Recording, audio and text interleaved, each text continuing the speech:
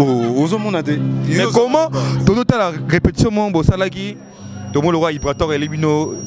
Aïe, à chanter, à ce baba chanter, on se voit moi la bino boue, fait que va sentir moi tout les ali, bimbo bamba bamba bamba, ou bien les andéni pour officiellement peine hériter dans la télévision, hériter le baki pour lancer ni ba test était, donc ba test ça la maté, la team au grand complet. Mais tout mon Ibrator aïe quand même la musicien OP, la zappé la mission dans la team beau travail naé. Normalement, je respire. Ouais, donc tout d'abord l'air Ibrator, piano, on a passé bambo de place à ça. L'air est biso, je respire et là ma bête. Alors écoute déjà non, toujours répété. Donc tu as déjà au grand complet, tu répété. À côté qui que vide, moko boye, que meko moko boye zangi mutu non. Tu as na Diego, tu as na Mishka, tu as na Miembe, tu as na tout travaux, tu as na Jackie Love. Donc bah c'est des Mbungu, donc équipe au grand complet. Mais l'air a opé sabiso fruit, tout le monde peut avoir la capacité de bien. Pour orienter comme moi,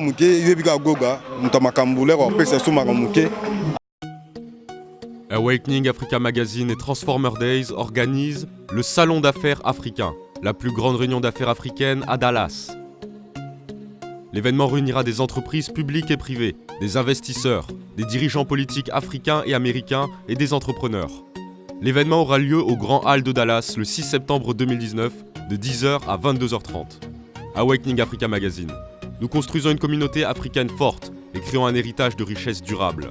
Activités, salons et expositions d'affaires, conférences et networking. La conférence sera suivie d'un dîner de gala et de networking.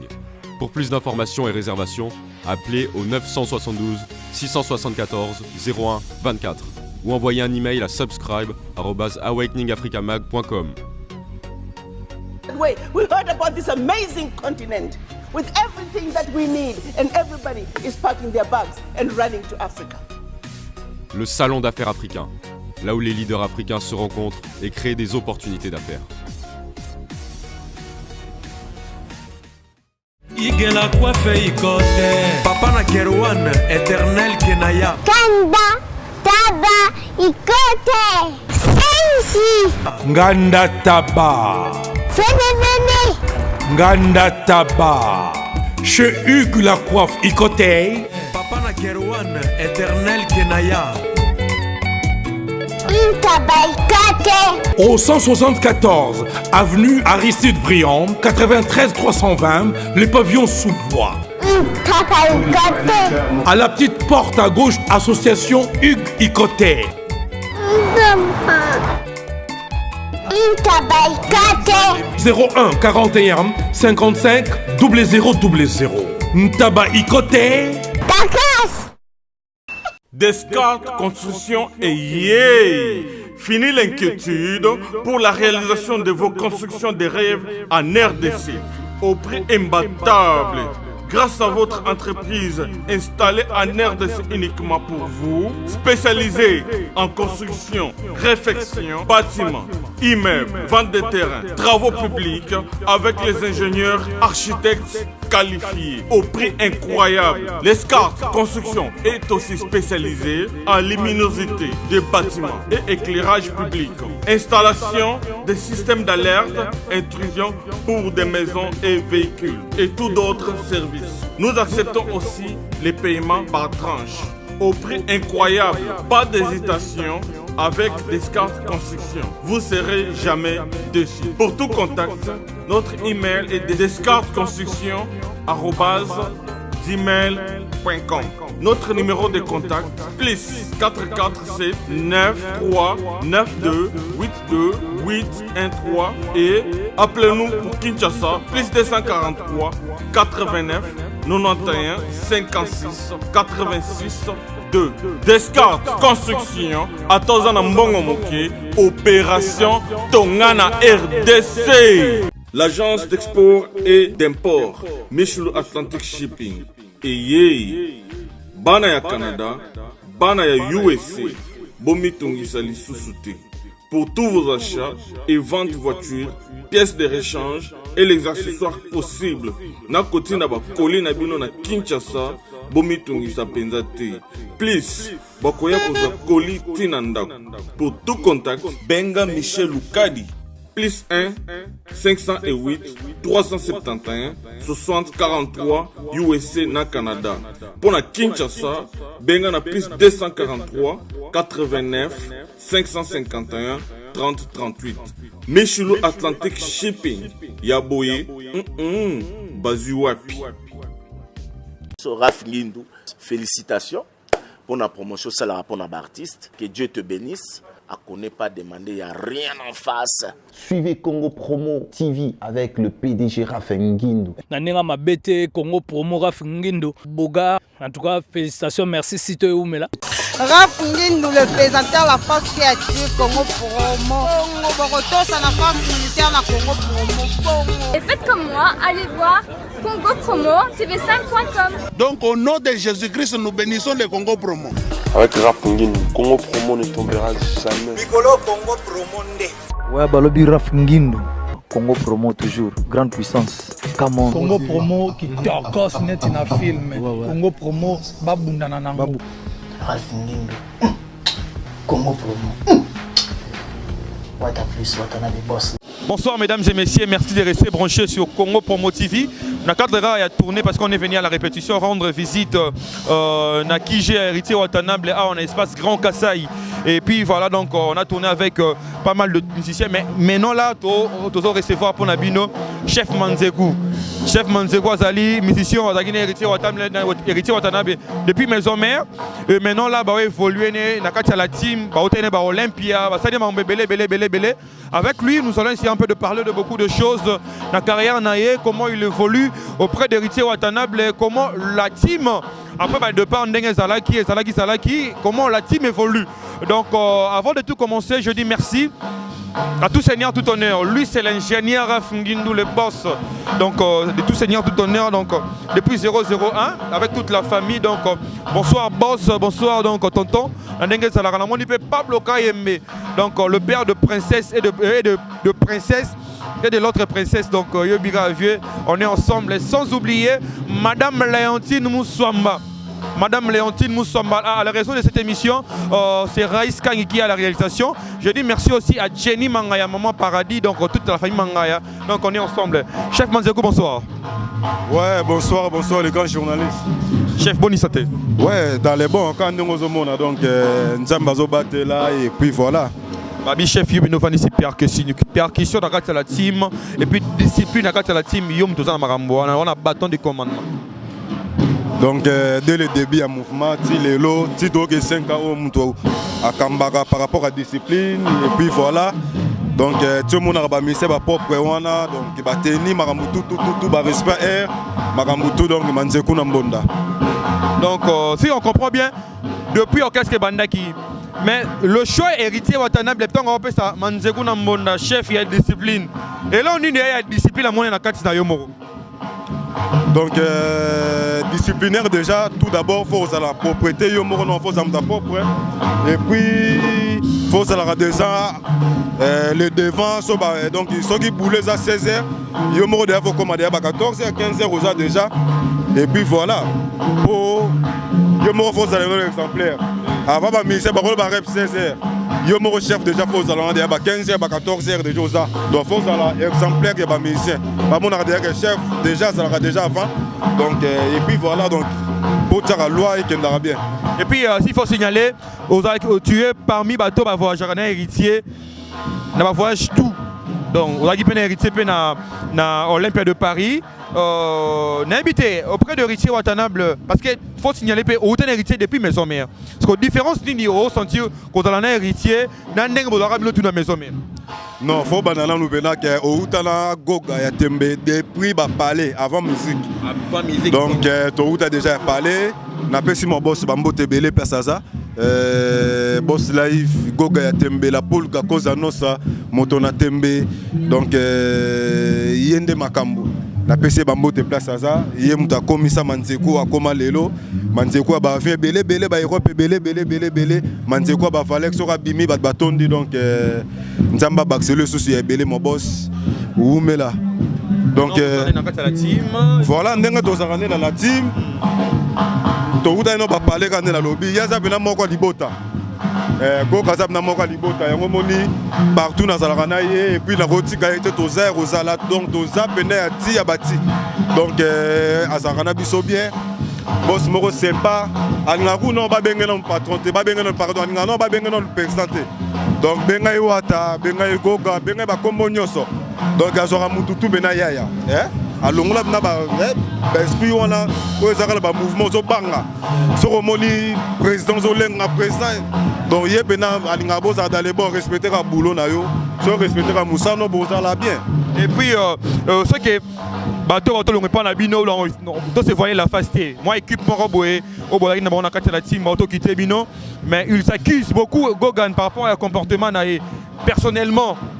Yona nous maramoueleki na kati orchestre et ezeo ou bien on va na goga to fa par rapport au Oumeli ou bien et le royal ngote bon nous pepele. Oh. Mais au moment là on zo ngana lia répétition on a grand kasa ozo ka son. Donc et puis voilà, na kati ku no balance po na sa no émission par rapport on to kozaki yo ebi. Donc na émission goga ça va bien.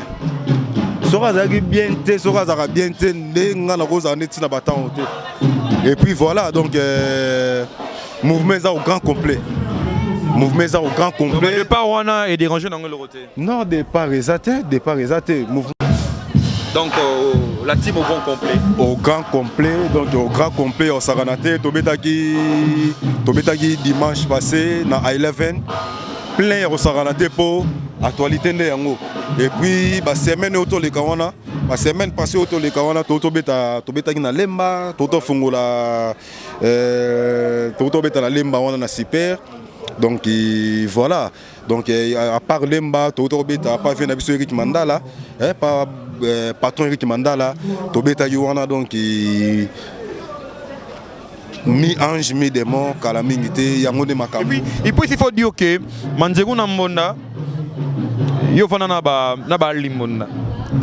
Voilà un grand percussionniste à Mboga et puis il faut rappeler que yo percussion peut déjà parler. Parce que touche ligne à cigaro et la biso na kata mi ange mi démon. En tout cas secret belé pour l'air na beta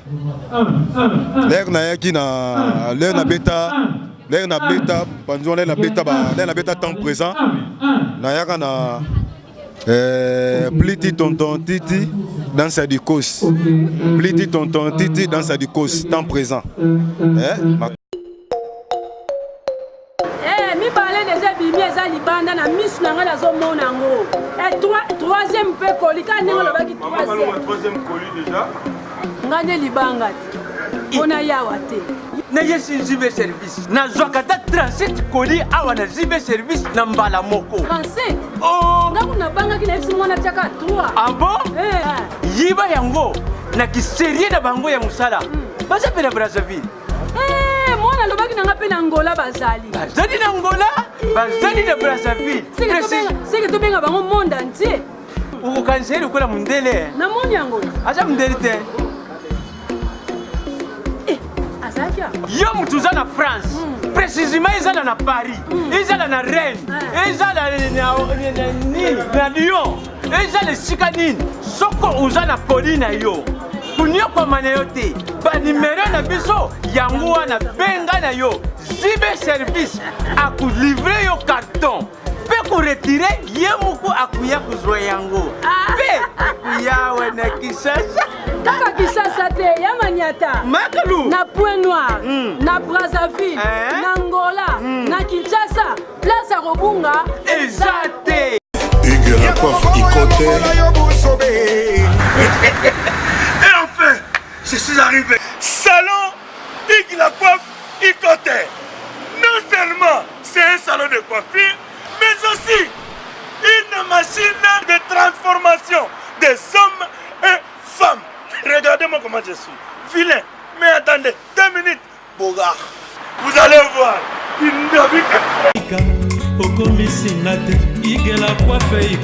Hugues la coiffe Ikoté.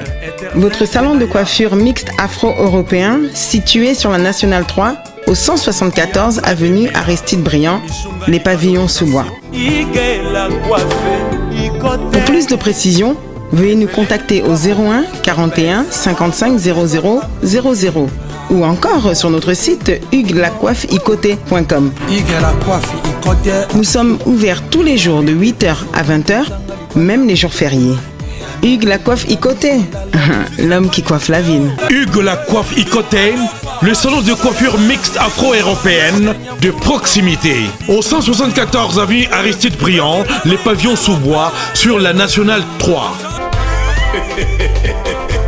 Un seul numéro, 01 41 55 0000.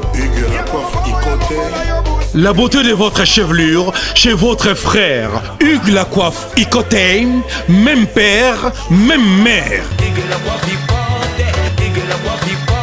Chikicha, chikicha, cha cha. La beauté peut tout changer. Salon Hugues la coiffe Icoté. Quelle beauté! Sexy pour les femmes, ndindindi pour les hommes. Temps présent, l'air de na retirada na yena manzeku na mbona AVC. Donc inspiration cheval. Qui dit manzeku na mbona aye tanta AVC. Donc voilà. Pour battre babé la bango subongo te bisom to bana maramboana manzeku le père boye bit tout kaki dit ya manzeku. Donc waneza pena maramna biso ya parler pour mbonde banda na kitambo na pesi no mobo c'est dit que musumadi motema ya Anto Aline wana petite sœur Anto Aline na pesi bango bambo te place baza na state wana. Donc c'est dit que musumadi mobof na peso bambo te belé na bosanité papi poule papi poule poule ba papi na kati ya bakine tozane awa na kine na ki vacances tozane awa venanga papi poule bambo te belé so na bosanité na Luanda wana na on a déjà Archie Pierrot Sabit motema ya Igeti Boulabula ya parlé. Donc bambo te belé donc quand on a bisio là na yena inspiration cheval et puis à part retirada na yaki na single to ko bimisa 5e vitesse na yaki na bungu bana manioko ton manzeku na monda balia kingu bana ton kondo donc na saka na makambo sikoyo a na brûler. Donc bientôt là awa kala mingi te ba mona na bango makambo. Donc aussi il faut dire que Alnini studio ya mi-ange mi de mon pays dans mon temps beaucoup de niveau ni. En tout cas c'est 100% to comme déjà na 95. Bientôt là déjà to aussi ça. Donc toto vidéo générique à Bercy. Surtout vidéo générique à Bercy donc ti la semaine prochaine déjà. Bako banade ba mix marmbe belé disque na bango bima donc. Marmbe européen ça va générique voilà. Faut le bango payer 50 vitesses opéra en ambulance. Mais par rapport à ambulance pas keinaé.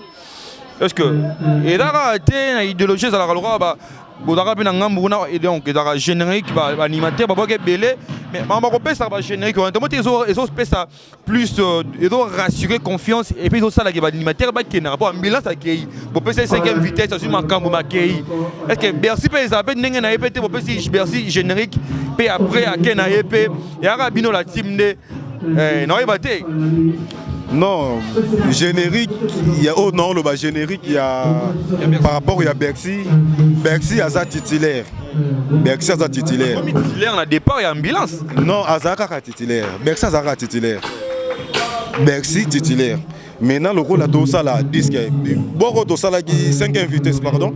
5e vitesse tout ça là qui single. Mais oh ça album. Donc ça na disque. Oh bazo c'est là.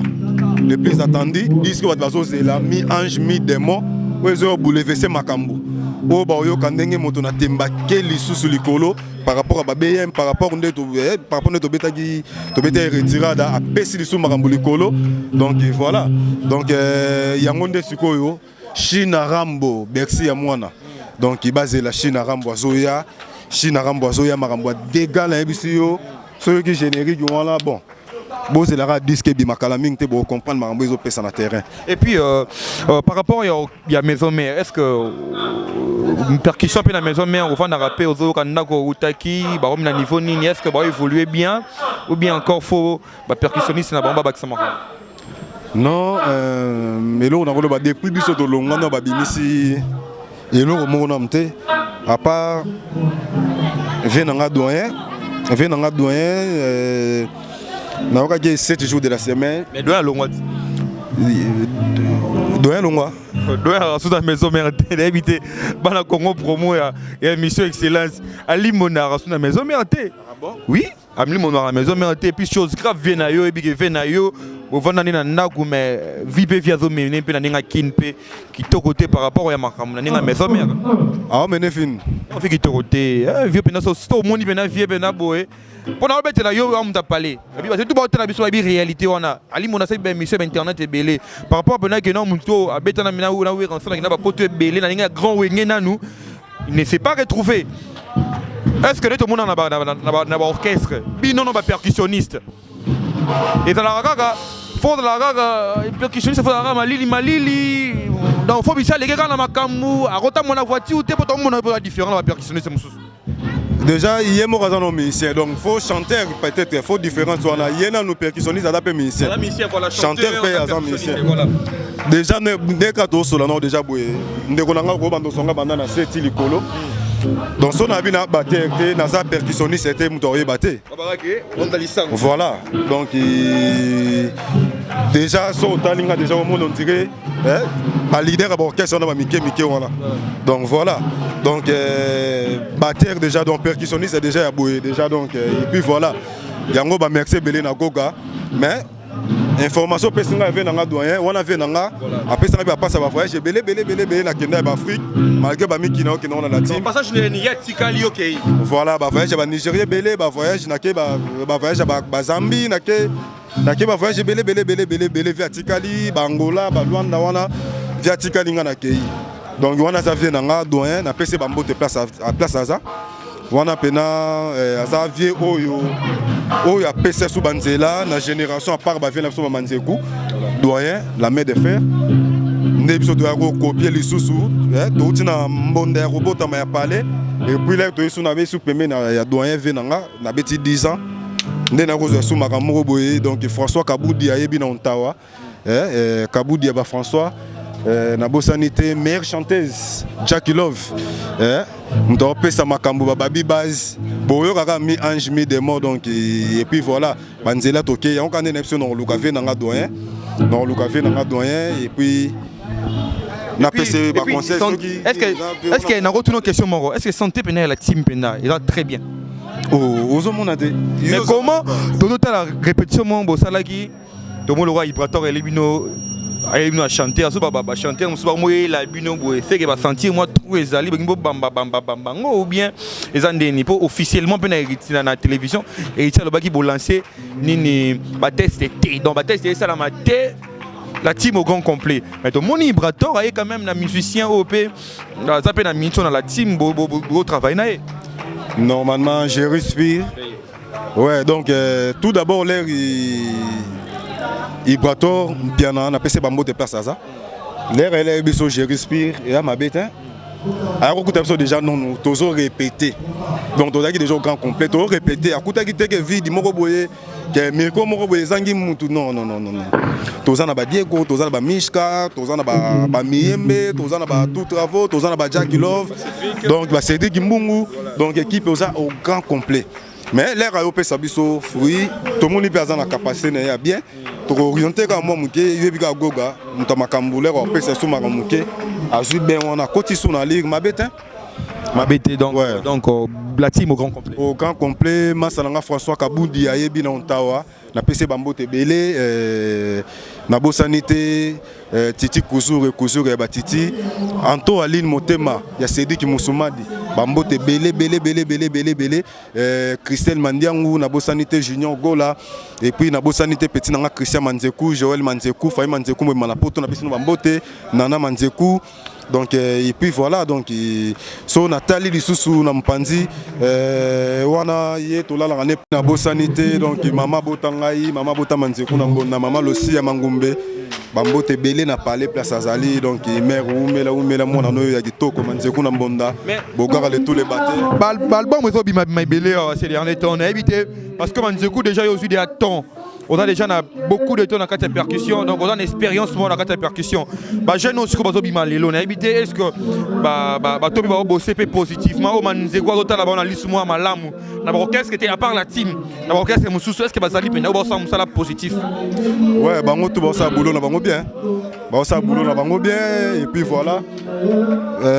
Schumann déjà Massanangai a parlé à travaillera bien na yokakaye Schumann a bien depuis va parler déjà à travaillera bien et puis Aoulou à la suspect a parlé à travaillera bien Aoulou à la zone maison mère Azalaki a qui pas faire et maintenant tu pas taper na maison mère Aoulou voilà. Ah OK na minute au courant te wana na éviter donc la PC kaka bambo te belé place ça boulot ba courage et puis voilà donc et voilà ba courage kaka boulot de makambu Aoulou yo ebinde to kozara. Donc, na sanité, Titi Kouzour en direct de Soudaf, na sanité, Bafana Soto à Soudaf, Bafana Soto à Soudaf, Aimé Kapongo ya ba aimé, on a parlé na PC Bambo de Bélé Place Aza, et puis Titi Kouzour et na Zongi Lisusu, na sanité François Kaboudi na Ontawa, Massananga François Kaboudi na Ontawa, Bambo de Bélé na mère na biso na parlé. Et puis Manzekou, parce que vous êtes déjà professionnel. Nakata percussionniste, nakata percussion. Est-ce que vous voyez ce rôle? Il y a mbunda, il y a percussion, nakata musique. Mais percussion c'est le premier instrument. Donc, au moins une percussion. Na robe taka ngamoko batu babini. Na na tina instrument msuste. Vous comprenez? Déjà biso na gitambo to betaka déjà mouilleti donc ya rumba ya. To betaka déjà Odéon. On va venir sur Batika, Bamanzekou le père. Donc Odéon ça mbunda pamba. Il y a un moment to bimisa ba nono tala dans mbunda kana animation. Il y a un moment animation et banda la gitambo. Animation pour tout bando boire ba animateur ba koma donc ba tala ku. Nazongi bina la kombo nango. Et banda la gitambo ba venir sur nono, ba venir sur nono munzuluki, ba venir biso dit tout à là, ba venir sur bébé tala. Donc Mbundakaka na animation. Donc voilà. Donc c'est ça percussion on a la bafiki partout bataka monument bataka signe à percussion. Pour ça premier instrument. Premier instrument donc na tina batina robert ngamo batobina. Est-ce que parce que Betelibiso le vieux papa Manzekou Nambonda est-ce que via joueur ou bien via Tikana? À ça l'école na Suisse, na Paris, mais de façon dans Europe ayaka moi colis moi ba matériel à boulot moi ba conseil pour wana ebit ba boulot na ye akenda raison ngaka ti na ndenga yokola na ndenga sa l'école na mbonda na Suisse à l'école na Suisse. Et puis personnellement tant à rozo bekta aïssa konini moi no comme bien yekola lisusu aïssa nga moi no comme mais bakisa lisusu donc ba travail belé sur na sala nga vidéo abeti atindelinga ndo mona ba biloko aïdaranga voilà donc après ça nga ba biloko et puis voilà yango mona na betaka Chicago ba ebi donc voilà. Donc si tu comprends bien parce que donc on beteli biso lisolo de ya ba kibinda banenga ba kitambo donc yone héritier déjà ba kitambo ba banda loana donc relation avec PPL. Oh parler Benat donc ba nouvelle alliance donc kibinda ba nouvelle alliance ba KBG ba mouvement ndenge salaka ya ba parler ndenge salaka évolution à KBG ba nouvelle alliance déjà automatique pour nouvelle alliance ndé ezaki déjà moi likolo par rapport à KBG nouvelle alliance na ndenge to bimi boy ti bo mona Manzekou na mbonda boy to uti wana et puis so na bosani mabe après nouvelle alliance ngana ya disco station Japan voilà et pas patron Butamutora Jakula la PC Bambote voilà mon père pour yazana no mobali ya mère Aleki voilà oyo baboti na ndenga pale wa boti ba petit na nga et va la mbuta wa comme leader pelelo na Kenya et va la mbuta ba petit gelo mbuta na pesi ba mbote place baza petit na nga bebet on a baleki na nga bana mbuta muto ba boti na mère Aleki donc mbuta parler ndé patienor yango salaki pour na maîtriser mbala moko na ye tonya pas vu na nga ya talou Padolf après maison mère 10 ans la maison mère on sali 10 ans bakata fumbwa batant présent ba publicité belé to repesa ba sponsor wana to rotanga te ngam na beta ba percu wana to yo beta wana na moment zo beta ali monaki wa TV na nga zalaki ve na nga mo ando zala mo yo bika ye ndenge ça la kaka donc ça y makamou ya manzeku donc depuis maison mère donc temps présent tokabola ya tsaka pe des champs ah oui tsaka des champs bon c'est mambo na ibi te dara bana paka pam tata ndi tugudugudu ya doyen wa doyen d'abeta wa nzembo na yi on a bien tsaka des champs donc banzembo na yi tokabola et puis voilà. Donc je pense qu'on est à la fin de cette émission. S'il faut rappeler un mot de la fin à tous ces fans de Congo Promo TV et puis de cette émission Excellence, un mot de la fin et puis rappelez votre numéro. Tout le monde a besoin de vous contacter facilement.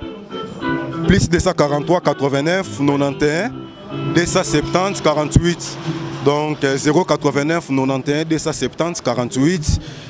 Conseil et puis voilà, Bobi Gato na studio moi dédicace ndenge zalaka.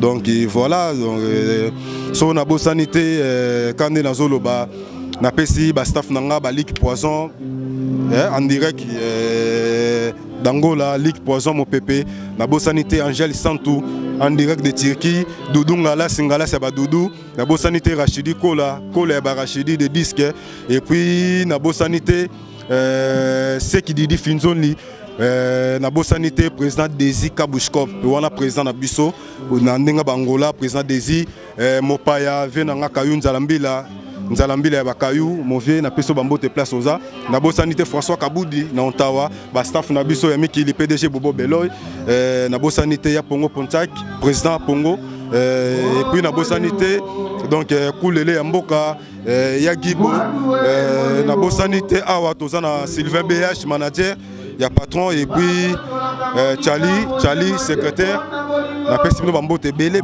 bana Kitambo à Chicago Kitambo mabele bana Mbinza donc na pesi no bambote epela ba gege mote pela gege epela donc na pesi bambote belé wana ba maître ya mouvement donc na bo sanité na pesi lisusu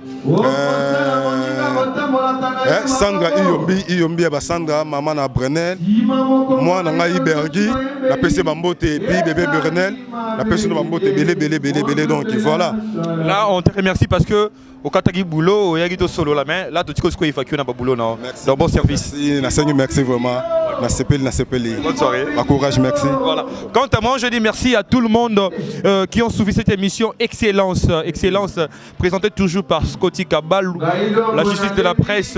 On est déjà à la fin de cette émission. Je dis merci au boss Djenga Cellulaire, donc au boss Djenga. Je te dis bonsoir. Donc nous avons à Tchom, on a une ville, on a une Memling, on a donc géré ville. Donc boss Djenga Kabamba. Et puis voilà, je dis merci. Pablo Kayembe, donc il y a Madame Léontine Moussamba, donc on est ensemble, sans oublier Jenny Mangaya. Je vois mon ami Patrick Losso. À la réalisation de cette émission, c'était Raïs Kangi. Quant à moi, retrouvez-moi très prochainement. Toujours Nakatia chaîne au Congo Promo TV. Inch'Allah. C'est la TV et yena makambu ya sikali susu. O ba chaîne ya France ezana kati. Ba chaîne ya Congo ezana kati. Ba chaîne ya Londres eza na kati. Olingomona makambo ya politique ya sika. O parti AA eza na kati. O parti BB. O CFAIO eza na kati. Ya Sepela TV. Bouquet comme ya muke boye. O tina poche voyager na ngokeno partout lingi. Na bouquet na Sepela TV. Sepela TV. Même mabiso nyozo mabiso wana 4K.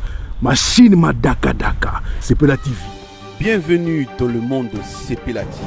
Sepela TV est le décodeur qui vous permet de suivre les chaînes du Congo en direct de la diaspora.